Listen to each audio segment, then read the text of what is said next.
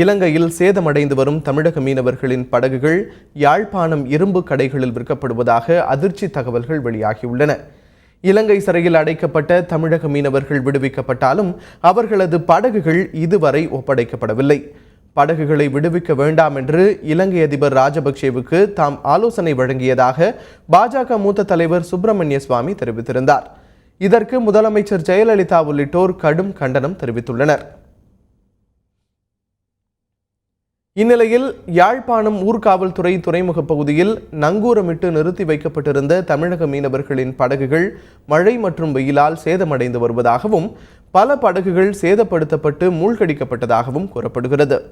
மிகவும் சேதமடைந்த படகுகள் ஏலம் விடப்பட்டு அவற்றில் உள்ள இரும்பு பொருட்கள் யாழ்ப்பாண இரும்பு கடைகளில் விற்கப்படுவதாகவும் தகவல்கள் வெளியாகியுள்ளன.